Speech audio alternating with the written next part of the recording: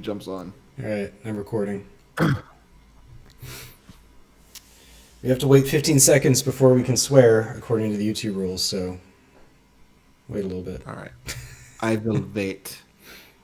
But yeah, Pedro Pascal reels just flooding Instagram, or at least my Instagram. All your fault. All It your is fault. 100% my fault, and I apologize to no one because it's Pedro Pascal. You wouldn't even apologize to Pedro Pascal if he asked you to stop. No. You just keep doing just like he did to Nicolas Cage. Just be like, sorry, I'm a fan. You belong to me. You belong to me now. You belong to the people. That's Daddy. That's why. I'm sitting here trying to adjust this lighting to get it to look more professional. It's not really. I don't know. I'm gonna have to do some more research on this. It looks good, dude. Oh shoot! Either I look pale or I look sickly, and I can never really. Yeah, you look sickly right now. Look, you got some kind of greenish tone Yeah. to your face. So I can change this and make it really warm, but then it's like really warm. It's bright, and then turn it down a little. And it's this thing.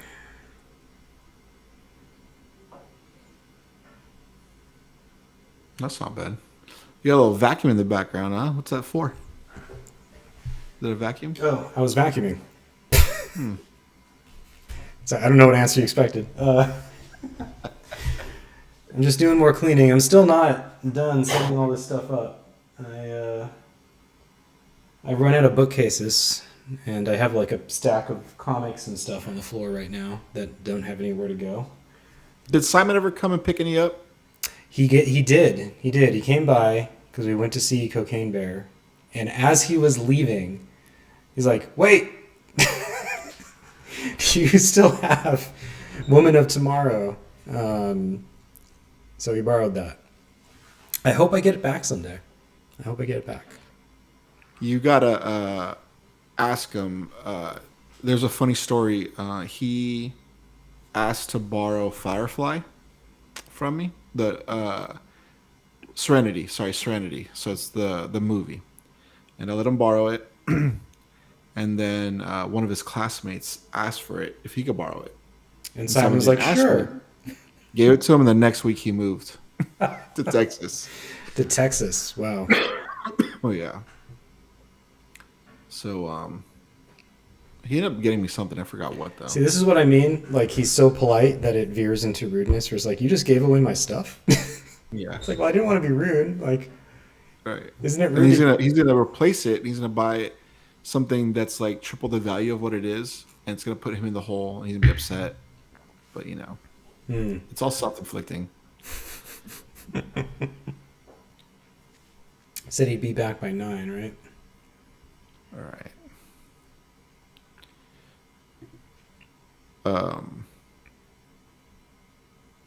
Well, let's just get started, Jordan. I think you had a great intro. Let's go ahead. Intro us in. Intro, let me see. All right, let's see if this works. Probably need to do some more work on this, but...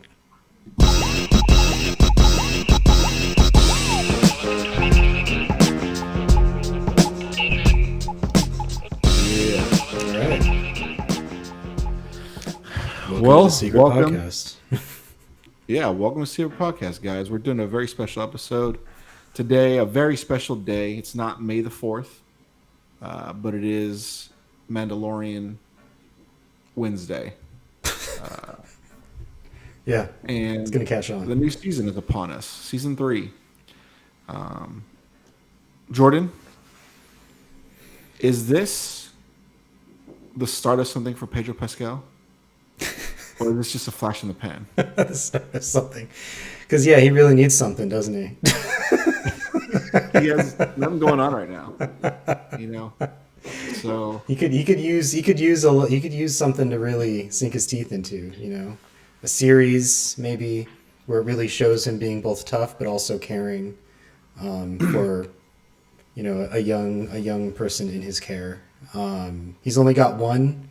Well, he only had one. Now he's got Right. two. I can't wait to see what small thing he takes care of next. Right. I don't. Okay, I mean, I can launch into my thoughts on this if you want me to just go. For Yeah, it. let's go. Yeah. Because initially you did not like season 2 of I didn't. Mandalorian. No, it's not that I don't like it. I just thought it was weaker than season 1.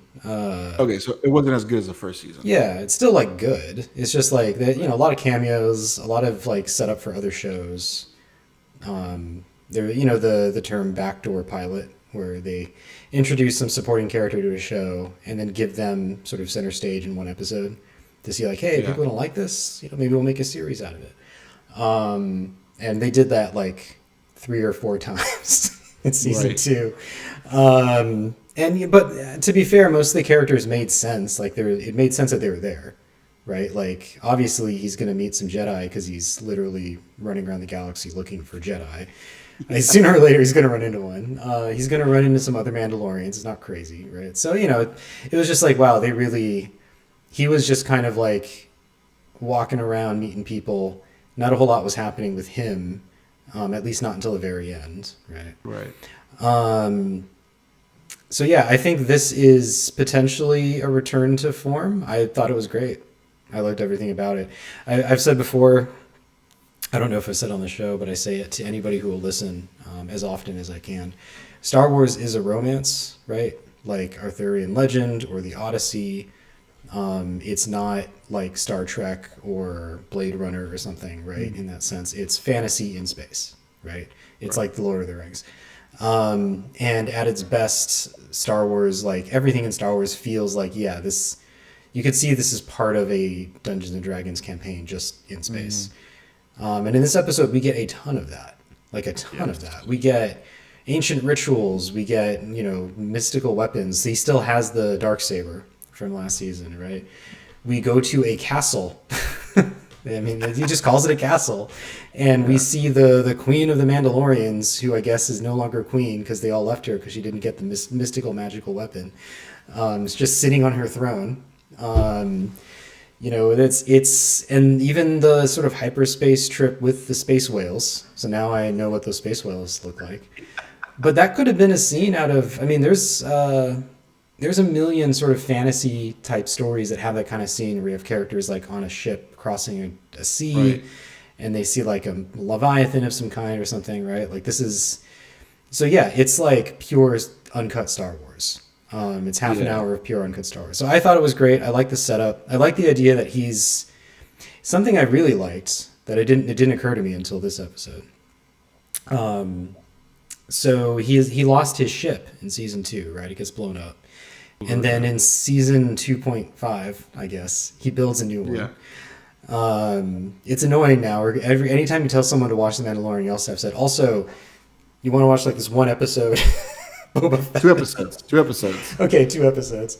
So that you know where he got that ship. Because he has the ship, and he's got Grogu. He just has it in this episode. Yeah. If you just go straight from season 2 to this, you have no idea what's going on.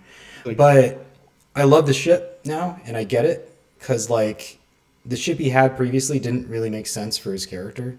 This is again, if this is fantasy in space, you've got a few different types of characters, and some of them, like Han Solo, he's a smuggler. He has a ship that a smuggler would have, right? Or this pirate captain that we see in this episode, who I thought looked pretty cool. He's got a ship. So good. It looks just astonishingly good for a TV budget. He's got a ship. He's got like a big old space pirate ship. It doesn't look like a regular boat, but you get it. You get what they're doing. Right. But the Mandalorian is not a captain of a ship. He's a knight on a quest. He's like Luke Skywalker, right? Not Right. Han Solo. And Luke Skywalker has a steed. He has the X-Wing, right?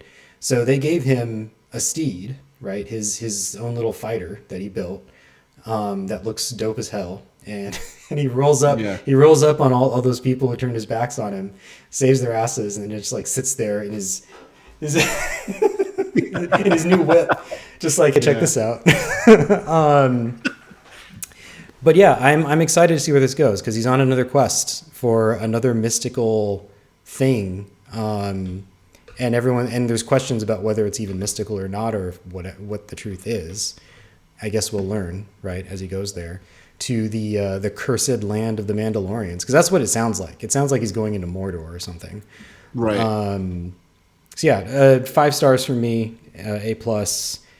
I hope that it continues in this vein. I'm excited to see more of that direction of like, yes, this is a. I mean, it's it's Lone Wolf and Cub. It's the Green Knight, right? Sir Gawain and the Green Knight. Like it's that kind of Right. genre, but in space. So Right. yeah, Yeah, I loved it as well, man. Just so one thing that caught me off guard was that it was only 31 minutes. And I went back and looked at season two. Season two is 41. And then season one, episode one, was like 50 minutes, I believe. So this is the shortest episode to kick off a Mandalorian season. But it was so action packed. yeah, Like there was no slow moment. You know, once you thought it was going to slow down when he's talking to his old friend, it just picked right back up, and like there's pirates on this yeah. land all of a sudden. You know, and a part of me is kind of happy that he didn't resurrect IG-11. I kind of want him dead still. I want him to be destroyed, I mean, or if it it sounds like he's going to try to get that part though, right? That they need. right. The little. Oh, by If the it way, comes, they brought back the one good thing about Rise of Skywalker, Babu Frick, the little alien guy who fixes right. droids. Now we got a whole bunch of them, and it's amazing. It's everything I could have hoped for. Um, anyway, continue. Yeah. Yeah, no, that was fun too. But yeah, I think you said it. It kind of season two was 100% fan service. 100. Every episode was fan service. They brought Right. somebody back, maybe not from the main Star Wars story, but from Rebels or from Clone Wars, and that was really cool. You know, you made all these characters canon and brought them to life. That was fun, but I think towards the end, you kind of do feel like overwhelmed. Okay, like what are all these people gonna do for Din Djarin? Like, what is this? What do you do with all these characters now that you brought them in?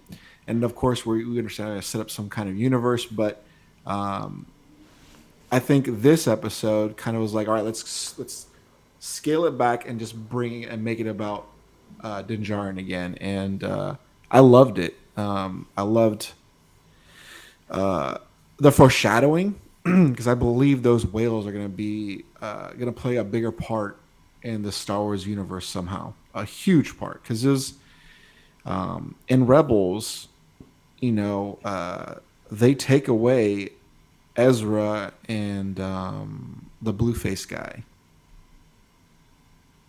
a Thrawn. They take them away, and we're just like, okay, are they dead? Are they alive?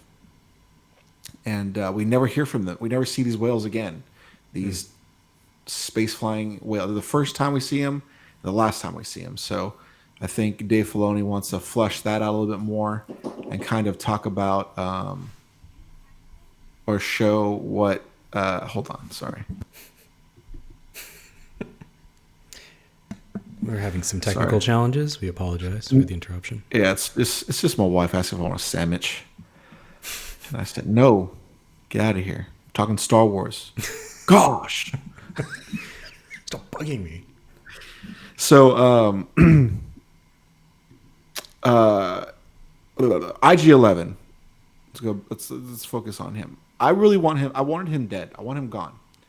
And because I think what he did in season one really set the tone and kind of opened up Din Djarin, Mandalorian, a lot as far as a character. Because in the whole season one, he just hated droids. He hated everything about them. He didn't warm up to them at all. He was this cold-hearted killer, mercenary guy. But this IG-11 robot really softened him a little bit, right? And opened his eyes to like what friends are and what sacrifice is, and to bring him back, I think it just takes away from that.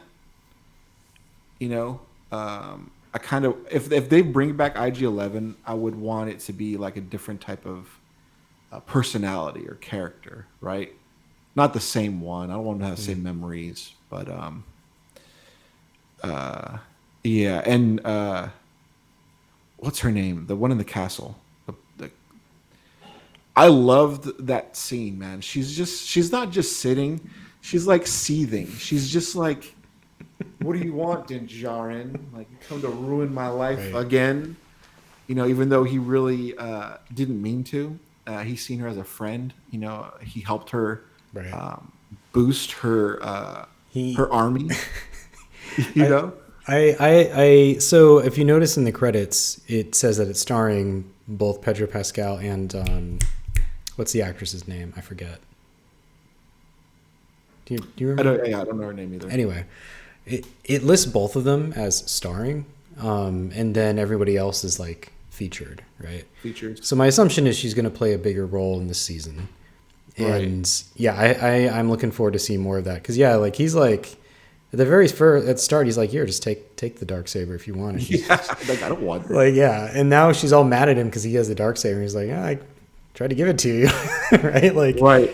and I was like, I'm gonna go to Mandalore and see if we can restore. He's like, whatever. And it's like, isn't that what you were all about? Going back to Mandalore? It's like Right. she's just being petty at this point. But it's ironic, right? At the same time, because she calls him like a cultist, an extremist. Mm-hmm. But like when he's like, "Here, take the lightsaber," she's like, "No, I have to fight for it. I have to Right. why?" Like in the I original mean- series, you didn't fight for it. It's funny because yeah, she opens that conversation by talking about superstition and how he belonged Right. to a superstitious cult, but the Darksaber is clearly an object of superstition for her and her followers. So, like, roll with it, lady. Like, what? You're part of a warrior religion. Like, what are you expecting exactly?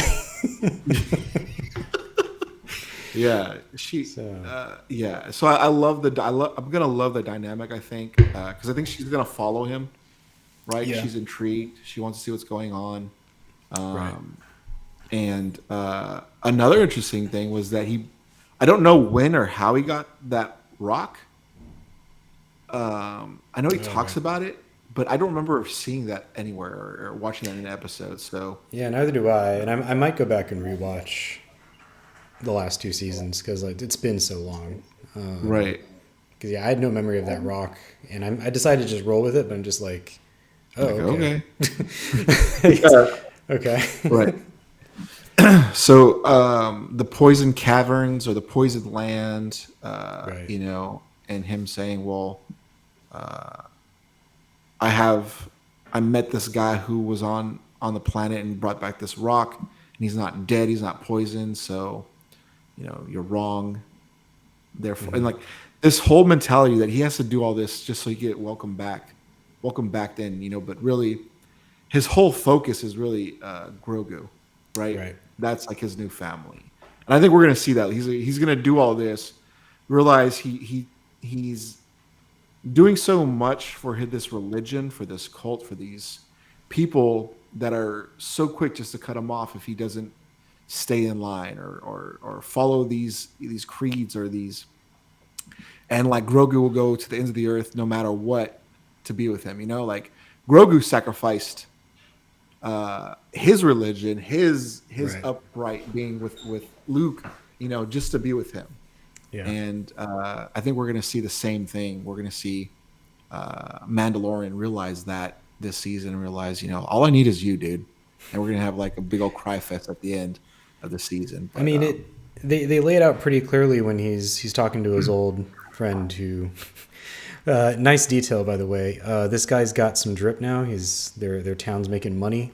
He walks around in a big robe, and he's got two little droids that follow him. A pro droid. Oh, Simon, you're here. yeah. All right. Boom. What time is it? What time? It's 9:11. I'm up about 20 minutes. Yeah. I said 9:30. Oh, really? Simon has finally joined us. That's fair. That's fair. I More am than- here. What the hell happened to your face? So it's Orthodox Ash Wednesday today. Oh, okay. Oh, okay. All right. So I actually. So I'm I don't know what they're called acolytes in Orthodoxy, but it's basically an altar boy. So I've been serving for the past month and a half. So, Stick with acolytes, dude. That's a way Yeah. better name. Oh, That's heck a way yeah, cooler heck yeah. name. Sounds menacing. You I'm could an have just said, acolyte. "I'm an acolyte." In Right. the I just wanted to Eastern- give a frame of reference to You should what never basically- lead with that again. Never, never. Just say I'm an acolyte and leave it at that. I'm an And acolyte, Let them, yeah. let them Google it. And There with you go. let them acolytes, determine what it really is. we imagine, I don't know, people in mystical robes or something. Yeah. I do Now I'm have this- imagining like a little boy in one of those like frilly white things they always show in like Catholic churches. So it's basically Yeah. both. It's basically But both. see, So You don't, so, but see, you don't need to say that. You just let us assume. all Yeah. right. Like I picture acolytes summoning like necromancers from the dead. And just like that's I'm what I not- see. I'm at a bottom level. I'm like at level 1. It takes time to do that. So You light their candles for them. That's what you do. I do light candles for them. For them, basically. for them, okay. That's how you Well, grow experience. So. Let me just finish up, Simon, and you could jump right in. All right. Okay. Thank you for interrupting my quick segment. I appreciate that. I just logged in. I didn't say anything. I mean, you did say something. That's Yeah, I guess. I mean, I did now, but like I feel Well, yeah, like you did. Technically, if we roll the tape back, we could see that Jordon was talking about the senator or something, and then he talked about the robots, and then you butted in and interrupted Oh, I'm him. sorry. anyway. Okay. Yeah, guy has little robots whose job is to follow him around and carry his robe. Yeah. Because that's how much money they have now. Right. But he lays out the theme of the season, I think, by just saying like, "Yeah, I'll give you a bunch of land. I'll give you a job. You can just sit here and be rich and powerful." And he's like, "Nah, I got to go do this thing." Yeah, It's I like, gotta work. I gotta go. and it's like he doesn't gotta, but No. he's got this like honor code, right? That he's so committed to following. It's the same reason I think it's interesting. He considers IG-11 his friend, and so he's gonna fix his friend, right? And they're all Yeah. saying like, "This is insane. This is a crazy. You got to go find this special part. It's really expensive. It's hard to find." It's like I don't care. It's like Okay. that he is honor bound now that IG-11 is within his circle of friends. He is honor bound to do this, no matter what it takes. He blew himself up, and he's like, "Oh, we got to bring him back." I know, right? Like, "Oh, I could trust you now. You killed yourself." Like, for me. So yeah, I think that's what it's. I think you're right, Josh. I think it is going to come down to a point of self knowledge, right? When he gets to that, the mystical pool hidden under the surface of Mandalore, right? Is anyone more Mandalorian at this point than this Mandalorian? Like, what else does he have to do Right. to earn those Mandalorian bona fides? Like, he's got the dark saber, Yeah. he's fought for the traditions of Mandalore, he's going to redeem himself, right? He's literally dedicated his whole life to this culture and this way of life. At some point, like, just let him take off his helmet every now and then. Like, is this really a big deal? Yeah. No. I see that at the last episode we're gonna find this glorious waterfall, this clean water. It's gonna be majestic. He's gonna go and cleanse himself. He's gonna come up and realize this was a waste of time. Like, why did I do this? It's gonna be like a total. Disappointment. No, Yeah, I think the opposite. I think he's going to do that, and then he decide I am a Mandalorian, and I don't need anyone else's like approval. Like, yeah. look at me, I'm on Mandalore, right? Like at the Sacred Waters, right? Like, and maybe that, and this could lead to one of those standard Conan the Barbarian situations, or Chronicles of Riddick situations. where he ends up like king of the Mandalorians, even though he doesn't really want to be. He does. Yeah. Because there's going to be a mythic. This is going to be a mythic quest he goes on, and it will be told in song for all the ages, right? The mythical quest of the heretic. There is a prophecy of a Mandalorian coming to redeem Mandalore. That's why that saber is so important. All right. Whoever carries that saber will be the one to bring Mandalore back to his glory. So But, maybe he's the one he doesn't want to be. He doesn't plan to be. It's just and those are always the ones that don't the want reluctant are the ones. ones, Yeah, right? yeah. And the ones that really want it are never it. Like Vegeta. Vegeta's the one. He wants to be the one, but he's never gonna be it. Goku could care less about all. He just wants to fight. That's it. Right. And Right. he's the one. But we talked about it real quick, Jordan. And now that Simon's here, I'll get his opinion on it, and then he can jump in. But how cool were those pirates, dude? How cool was the main pirate? Like, it was a mix of CGI, I think, and then also practical makeup. It was just amazing.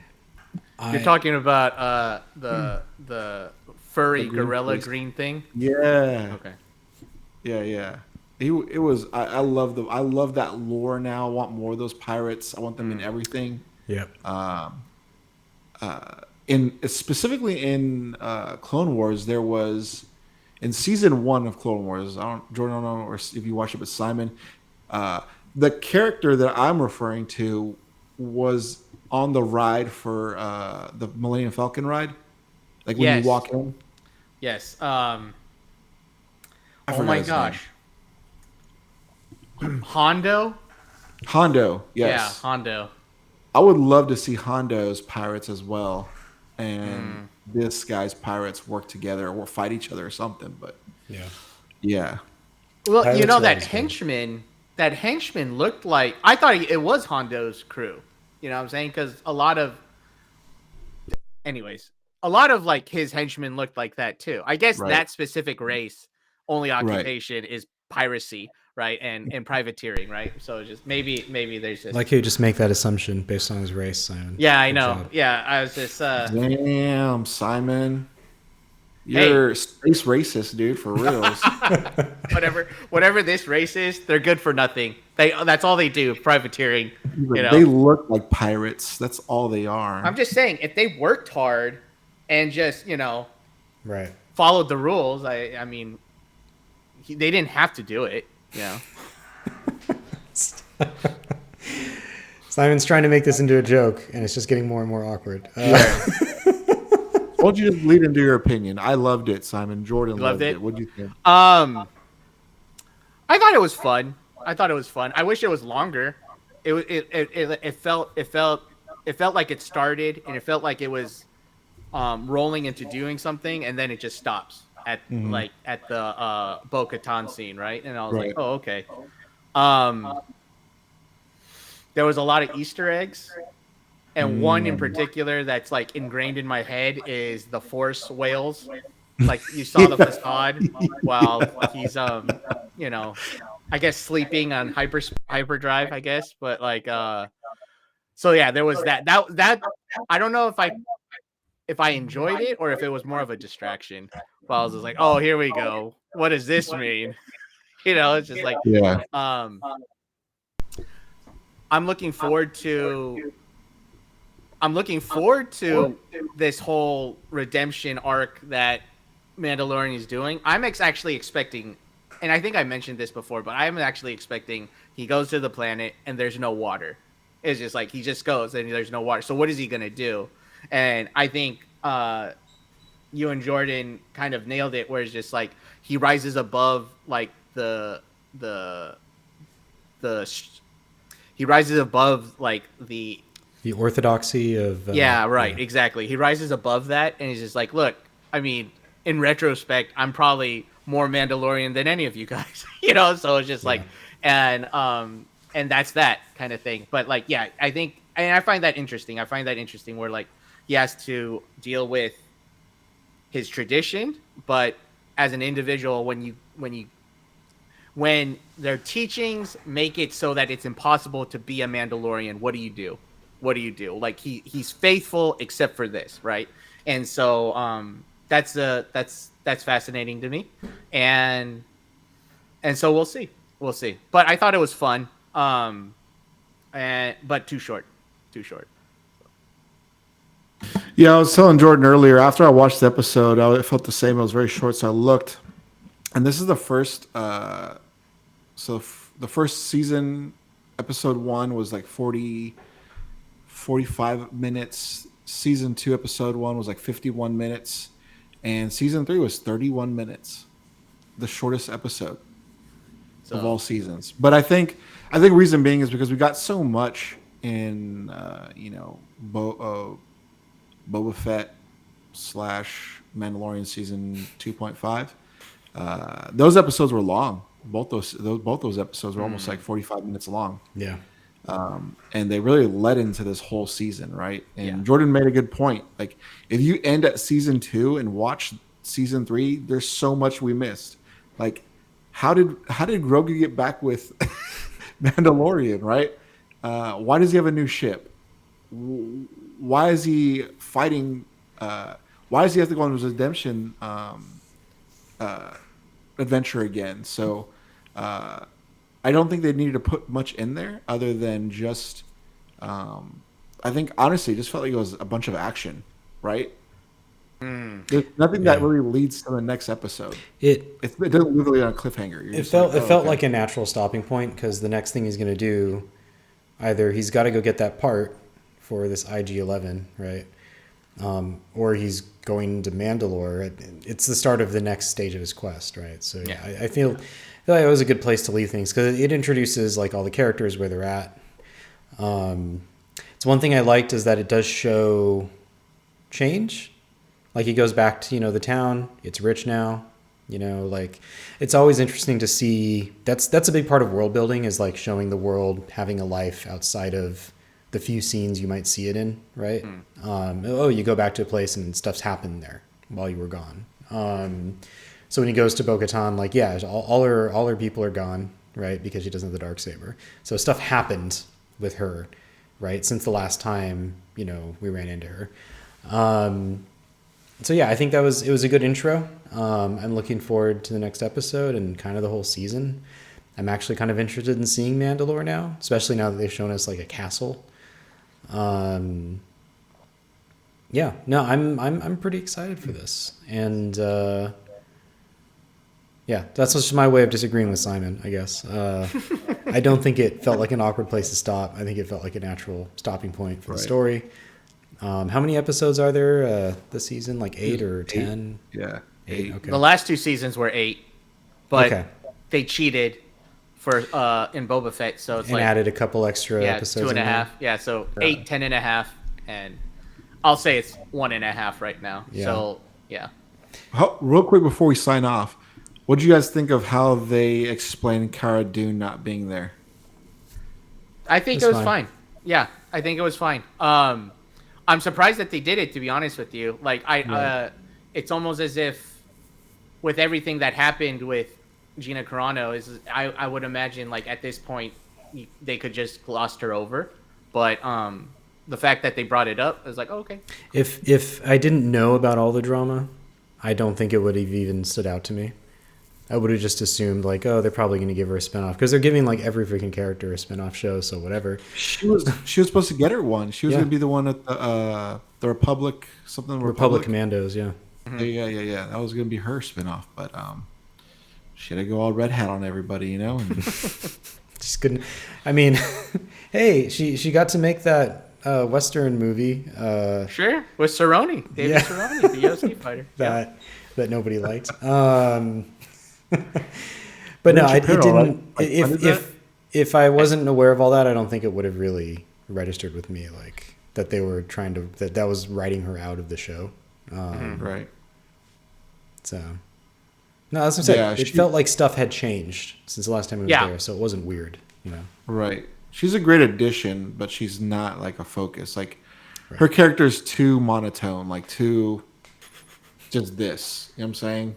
To like really care about a lot, She's good for like the fight scenes, and that's about it. I mean, she was a supporting character. And obviously she's not like central to like the larger arc they want to tell anyway. It's why they were going to give her a spinoff in the first place, right? Right. She was going to go off and do that. And it's not, it'd be very different, matter if Katie Sackhoff, that's her name, by the way. Oh yeah. Right. They couldn't afford to lose someone like Katie Sackhoff. That would like derail their entire plan. Right. Yeah. No, It'll be fun. It's Star Wars. And it felt like Star Wars. It really did. It did. It felt really good. Like watching this and the opening scenes, the first 10 minutes was way better than any 10 minutes of Obi-Wan. Yeah. Way better than any 10 minutes of Boba Fett. Just the opening 10 minutes of this was amazing, right? Because like The giant dragon turtle. Yeah. Like all the Mandalorians, they're back again, and like where are they at now? Like they're just on a beach doing a ceremony, like inducting new kids, like they're growing already, and then they're getting attacked by a giant turtle, like turtle dragon, right? Yeah, turtle dragon. Way more interesting than anything you've seen before in the last 3 shows they attempted to make, So The fact that they grow so fast, they have like new kids to induct, really makes me wonder. Are they like raiding towns and abducting children? Dude, I think so. Is that how this cult survives? Because who else would join it? Because that's a great point. Because I believe in the flashback scenes of season 1, it was the Watch that were attacking that town. That same cult, right? It wasn't. No, it was the robots. It was the what do they call them again? Oh, the Imperial. Okay. Yeah. Okay. All right. So I'm saying they don't say that in like season 1, but I do wonder, like, are they somehow like setting up these raids, right? Because like they need new kids. Yeah, exactly. To turn into soldiers. Maybe they learn from the Jedi. Just go kidnap kids. Like hey, you got midichlorians. We're gonna take you, and you'll never see your family again. So it's like, oh dang, it's not unheard of for like cults and like obscure religious sects, right, to like induct children and then like keep them isolated from society. And that's what the Jedi were kind of doing, just being like, your kid's force sensitive. He's going with us. Kind of. They were literally doing that. They were going and stealing kids because they have midichlorians and then never see their family again. That's literally what they were doing. So you don't think they had a choice? They really didn't give the family a choice. Like, hey, you're poor. You don't have a lot. Yeah. You really want your kid who has this gift to like live with you guys or be like us? Like, look how prestige the Jedi were wealthy enough. They could have taken the whole family with them, but they just take the kids. No, just the Because kids. they don't want them isolated. Yeah. Attachment is not part of our religion. Exactly. What's attachment? It's not like they couldn't have afforded an apartment on Coruscant for like their family. Is it really that expensive? I'm pretty sure they had plenty of property. In the beginnings of Coruscant, it's like, because we saved you from the Sith, 70% of that land is ours. So that old Jedi contract that they had. But so I loved it. Sounds like we all loved it, but Simon. I didn't say. I just said it was short. I wanted more. Well, thank you guys for watching. Great episode. Looking forward to see episode 2, and maybe we'll do something special, like a watch party or something. We'll see. But for sure, me and Jordon will be there. Maybe we'll get Simon to show up if he's not, acolyting or anything. Acolyting. I like that. But that's it for us. You guys don't got to go home, but you got to get the hell out of here. All right. Oh, you had that intonation? Got spicy. All right. See you guys. And there's the outro music.